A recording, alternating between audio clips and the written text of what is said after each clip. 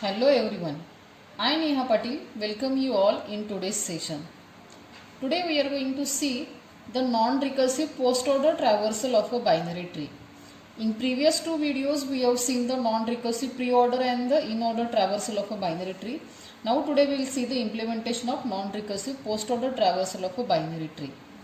So I have taken this example. So firstly I will explain you how the post-order traversal works here. So as you know that in case of the post-order traversal, we are going to traverse the LRD technique. That is we have to visit the left side first, then we have to visit the right side, and then we have to visit the main root node. This is the post-order technique. So for this tree, if we see it, then it will work like this is the left side is there. In the left side, again this is the L, this is the R, and this is the D is there. So our output should be like DEB. So if you see DEB. So this left is over. Then we have to go to the main right side. Again in the main right side, this is the L, this is the R, and this is the D is there. So we have to follow FGC. If you see FGC. And at the end we have to go to the main root node, that is the A is there. So like this way we have to follow the post-order traversal. So always you have to remember post-order traversal technique is nothing but what the LRD technique is there. That is the left side, then the right side, and then the main root is there. So visit like this way, then you will get the post-order traversal. Now whenever we are going to see the implementation part of this post-order traversal technique, then here as we are going to traverse like the left, right, and then the main root node. So here single stack is not sufficient. What we have to do here, we have to use the two stacks like this way. I have drawn here the stacks. So we have to use the two stacks here. And then now I will explain you how to use these two stacks here. Again always as we are going to start the any traversal from the root node. So again here also we have to start from the root node, that means from the A. This is the root is there. Then take this root node and push it onto the first stack. So I will push A onto the stack. Then what we will do here, we will check whether this first stack is empty or not. If the first stack is not empty, then we have to delete this element and we have to push it onto the second stack. So I will push A onto the second stack. And now what I will do here, whatever be the deleted node is there from the first stack, that node's left and right children I will push onto the first stack. That means like in this case I have deleted the A. So A's left child is B and right child is the C. So that two children we have to push onto the first stack. So B and C I will push onto the first stack. After pushing this, once again check whether the condition, whether the stack 1 is empty or not. If the stack 1 is not empty, delete this topmost element, that is the C, and push it onto the second stack. And C's children, that is the F and G, now we have to push onto the first stack. So if you see the F and G, I am pushing onto the first stack. After this, once again check the condition whether this S1 is empty or not. As in this case S1 is not empty, delete the topmost node, that is the G, and push it onto the second stack. And then G's left and right child we have to push onto the stack. But now in this case G is not having any left and the right children, so we are not going to push anything. Delete the second topmost node, that is the F, and push it onto the second stack. And check whether F is having any left and the right child is there or not. Now in this case again F is not having any left and the right children. So what we have to do here, delete the next topmost value. So if you see the next topmost value is nothing but the B is there. So delete this B and push it onto the second stack.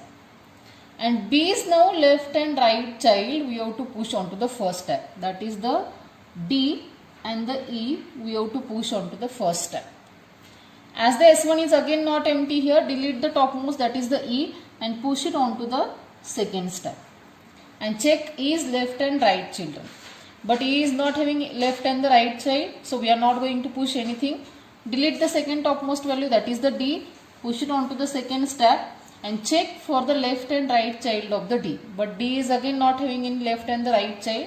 And if you see, the first stack becomes over. All nodes are deleted. So we have to stop here. And if you see, this is how the second stack is there. So from the second stack, now what we have to do here, one by one value we have to delete and just we have to print. So first value I will delete, that is the D, I will print it. Second I will delete, I will print it. Third I will delete, I will print it. Fourth I will delete, I will print it. Next I will delete, print it, delete, print it, delete, print it. Stack empty, we have to stop, and if you see our output is D, E, B, F, G, C, A. That is D, E, B, F, G, C and A. That means the output is correct. So in this way we have to make use of these two stacks for this traversal technique here. So this is what the theoretical explanation is there. Now we will see the code related with this. So if you see, this is the function post order. The first statement is stack S1 and the S2. So again, this stack is nothing but what? Whatever with the class stack is there, in that class stack we have mentioned the functions like the push, empty and the pop function definitions we have explained there, and that already I have explained you in the pre-order traversal technique. So that same class we have to use here. Only as we need here the two stacks here, that is the S1 and S2. So declare here the two objects. In previous cases like the pre-order traversal and in the in-order traversal, we need only the single stack. But now here in this case, as we need the two stacks, so declare here the two objects S1 and the S2. Then as we are going to start from the root node, so this is the first statement, node pointer T is equal to root. So that means now in this case, this will act like the T is there. S1 dot push T, that means whatever I have shown you like this way, A we have to push it onto the stack. While not S1 dot empty, that means if the stack is not empty, T is equal to S1 dot pop, that means we are going to delete the A, and S2 dot push T, that means on the second stack we have to push that A. And then if deleted node is having the left and the right child, that is if T left is not equal to null, S1 dot push T left. If T right is not equal to null, S1 dot push T right. That means A's left and right child we have to push onto the stack. Like in this case B and the C I have pushed onto the stack. So this procedure we have to repeat till this S1 becomes empty here. And whenever this S1 becomes empty here, this while will stop executing and the second while will start executing. In that second while, if you see, we have written the condition while not S2 dot empty. That means till this S2 becomes empty, only root is equal to S2 dot pop. That means one by one value we have to delete and see out that value. Just we have to print. So we will get the output like this way. So this is the very easy code as compared to the pre-order and the in-order traversal.